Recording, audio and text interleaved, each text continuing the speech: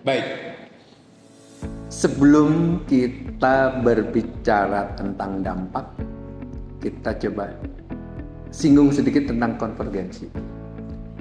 Konvergensi itu kan sebetulnya arahnya lebih kepada mau nggak sih kita ini berpindah pola penyiaran, kan begitu sebetulnya. Jadi kalau tadinya memang media itu benar-benar dikuasai oleh katakanlah perusahaan besar, karena media mainstream itu pasti membutuhkan biaya nggak sedikit, mau nggak mau karena modal nggak sedikit, berarti masyarakat akhirnya kurang bisa. Tetapi dengan era digital yang sekarang ini memudahkan siapapun yang mau menggunakan teknologi yang ada, membuat sesuatu yang tadinya susah menjadi sangat mudah. Nah, akhirnya media mainstream yang tadinya merasa menjadi penguasa media harus juga berpikir tidak bisa dia monoton produksi modelnya seperti itu. Nah, dampaknya sekarang ini adalah masyarakat luas akhirnya bisa dengan leluasa ikutan memproduksi media. Nah, dampak inilah yang sekarang ini juga kalau kepada para pengguna media tidak ada kedewasaan memanfaatkannya, wah itu sungguh sangat berbahaya. Karena dengan diundangkannya Undang-Undang ITE itu akan mudah sekali menjerat kita pengguna media untuk berurusan dengan hukum. Nah, makanya di sini perlunya pendewasaan kepada masyarakat untuk bermedia, terutama media sosial.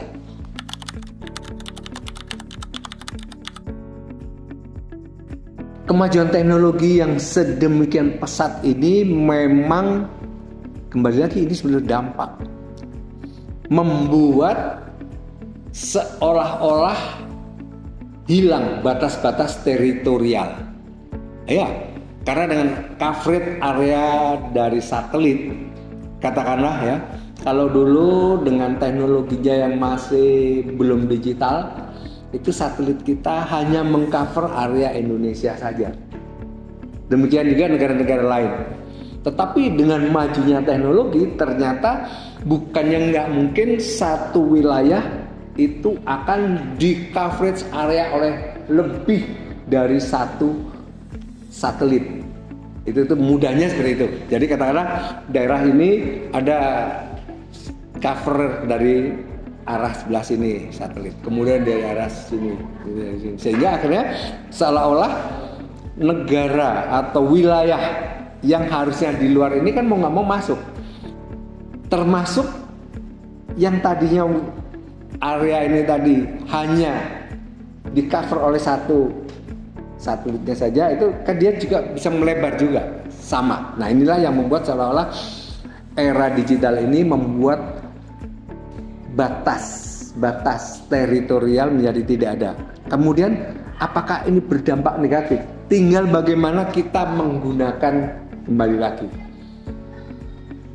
Seperti saat saya dulu baru, ya katakanlah Pak SBY itu baru menjadi presiden baru sekitar 3-4 bulan. Kemudian beliau maunya Hari Pendidikan Nasional itu dilakukan di kawasan Candi Prambanan open air. Nah, di situ kami membawa mobil pemancar gitu ya, untuk langsung ke satelit. Kemudian dari pihak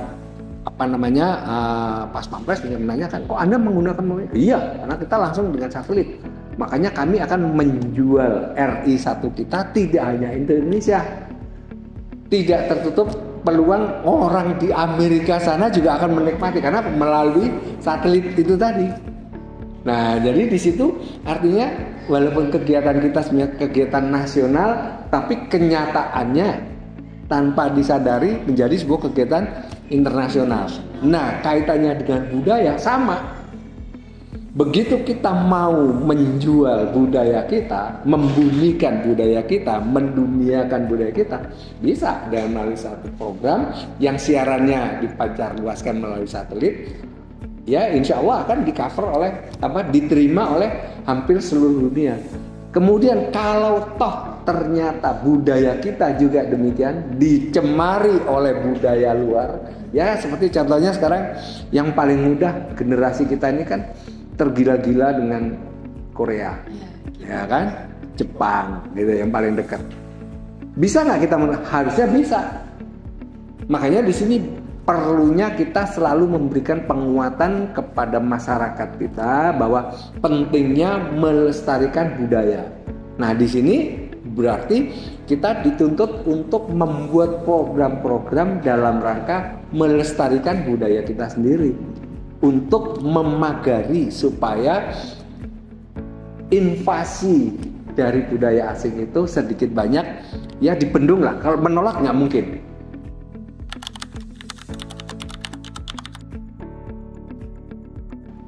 Dalam rangka memperkuat eksistensi dari stasiun, itu sebetulnya kita nggak lepas dari yang namanya analisa SWOT, di mana analisa SWOT itu memberikan warning kepada semua penggunanya apa yang menjadi kekuatan dalam diri kita. Tetapi kita juga mesti ingat, Allah itu memberikan pasangannya. Kalau kita punya kekuatan pasti ada kelemahan. Kita juga mesti tahu kalau kita kuat di sini, padahal kita sebenarnya lemah di sini. Barulah dengan itu kita diajak melihat keluar. Peluangnya di luar itu apa?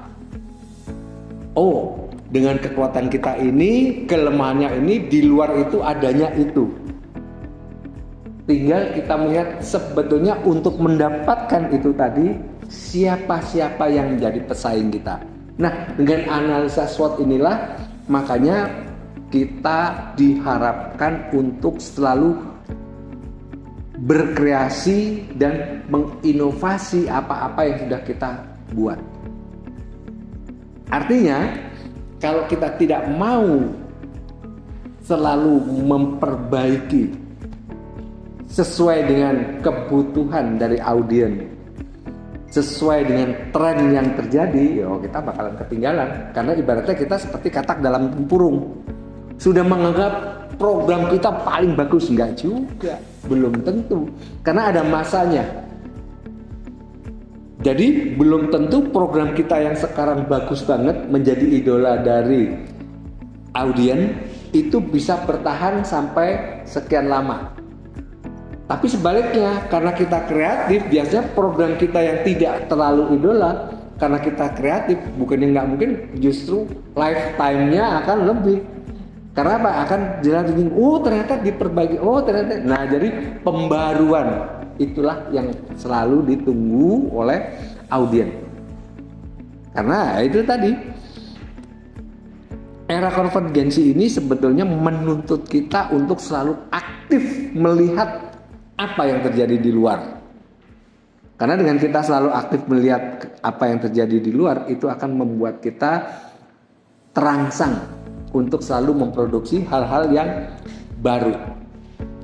Artinya di sini tidak programnya yang baru, tetapi kita memberikan pembaruan kepada yang sudah kita produksi. Artinya apa? Kembali lagi, itu berarti dituntut kreativitas dan inovasi. Oke teman-teman, selanjutnya kita akan menanyakan fenomena konvergensi media dan juga dampaknya dalam media massa. Kita akan menanyakan kepada seseorang yang sudah bekerja di bidang media. Dipersilakan Bang, namanya siapa? Oke, baik, terima kasih atas kesempatannya. Sebelumnya perkenalkan, nama saya Iman Mauldin. Saya sekarang sedang bekerja di salah satu stasiun televisi, yaitu MDTV.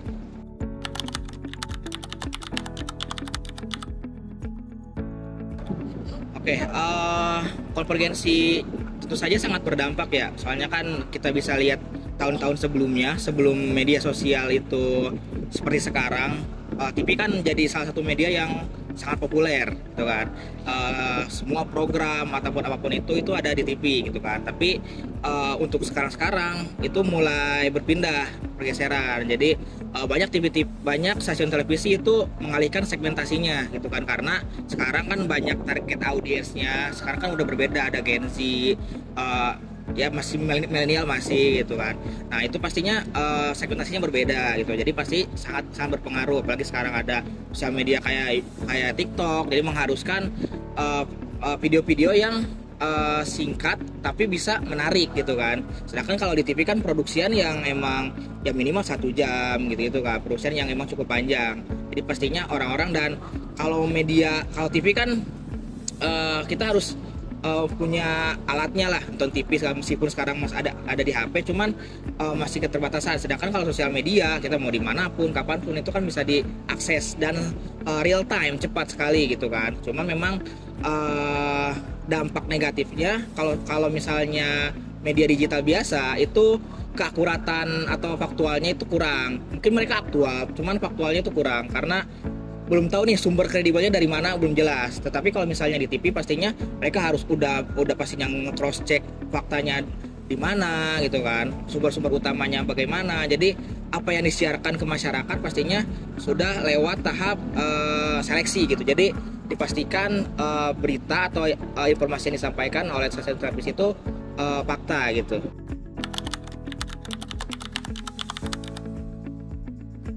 Proses penyebarannya pastinya sekarang informasi sangat gampang diakses ya dimanapun dan kapanpun. Mungkin kalau misalnya zaman dulu kita hanya pakai koran, televisi ataupun radio. Nah sedangkan koran, televisi, radio itu kan punya waktu, kalau koran waktu terbitnya misalnya pagi, terus radio ada jadwal siarannya, TV juga ada jadwal siarannya. Jadi tentu saja informasi yang tersampaikan itu membutuhkan waktu gitu kan. Nah sedangkan untuk sekarang itu udah zaman media digital, itu informasi sangatlah cepat tadi gitu kan.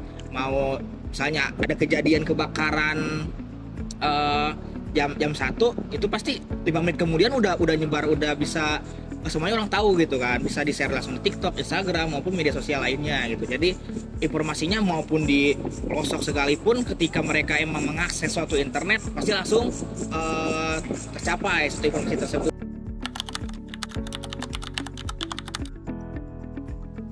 Mungkin tantangannya ya pastinya harus nyari sumber yang kredibel pasti ya, karena kan apalagi misalnya efek pemberiasi tadi kan, misalnya suatu media seperti yang tempat kerja saya di MDTV kan punya media lain juga selain stasiun televisinya, ada misalnya YouTube gitu kan, sosial media TikTok dan sebagainya. Nah otomatis kan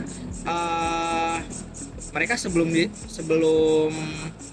tantangannya itu berarti kan harus nyari, kalau misalnya kayak stasiun televisi mungkin mereka bisa keep dulu informasi dan mencari sumber kredibel. Nah sedangkan kan kalau misalnya kayak media-media online biasa itu mereka yang saya tahu sih mereka biasanya itu ya udah yang penting aktual dulu, mereka terlebih dahulu baru misalnya untuk fakta selanjutnya itu baru dicari gitu setelah naik artikel yang pertama. Kalau misalnya ada kekeliruan informasi baru diperbaiki gitu. Nah itu menjadi tantangan media saat ini ya, karena mereka juga berlomba-lomba gitu untuk memberikan informasi yang sangat cepat gitu kan.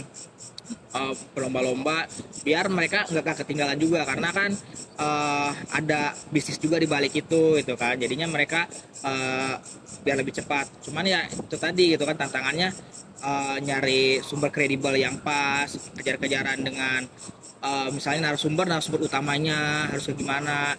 Apalagi misalnya contohnya yang informasi saat ini kan yang banjir. Nah itu tantangan kan, mungkin kalau misalnya kita cuma lihat di sosial media, ngambil informasi di sosial media, itu bisa jadi kan AI.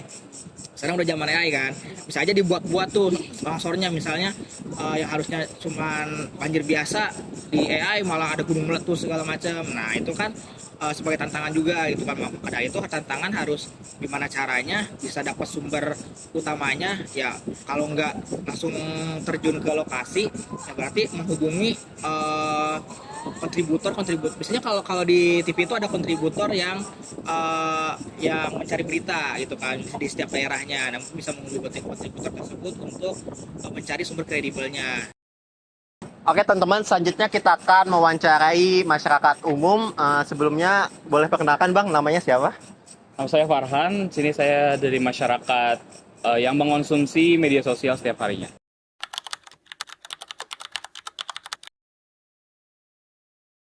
Sebenarnya itu complicated ya, kalau misalnya dari TV, media sosial, ataupun media-media lainnya itu kan kita konsumsi banget setiap harinya. Cuman yang lebih banget, misal TV, televisi kan kita masih butuh karena ya mungkin buat refresh otak setelah lelah bekerja atau setelah ngapain.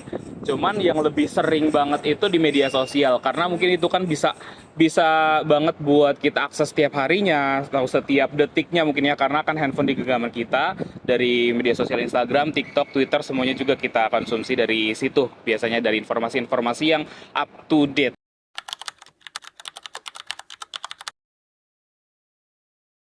Membantu banget sih, karena ini kan yang upgrade, bukan upgrade sih, lebih ke yang update ke sosial medianya kan ini bisa diakses ke seluruh penjuru dunia ya, bukan cuma Indonesia, bukan cuma Jakarta, Cipuka, semacamnya. Amerika juga kita bisa akses, terus juga dari negara-negara manapun, Rusia, ada permasalahan apapun kita bisa tahu dari media sosial. Dari misal contoh aja di YouTube, itu ada fitur trending, kita tahu apa yang sedang terjadi dan sedang tren di negara manapun itu. Di Rusia misalnya lagi perang dengan Ukraina, ataupun saudara-saudara kita yang ada di Gaza itu juga seperti apa kabarnya kita bisa tahu, dan yang lain semacamnya juga. Ini masalah yang kita hadapi juga ya, sering banget kita nemuin berita-berita hoax atau berita-berita yang kurang benar faktanya, itu bisa lebay-lebayin gitu di beda-beda media sosial, dan juga ada framing semacamnya. Itu kita bisa memverifikasi itu enggak hanya di satu akun saja buat mempercayainya. Misal ada satu kejadian, itu kita bisa cross check di beberapa media sosial seperti misalnya detik.com, CNN, ataupun apapun itu.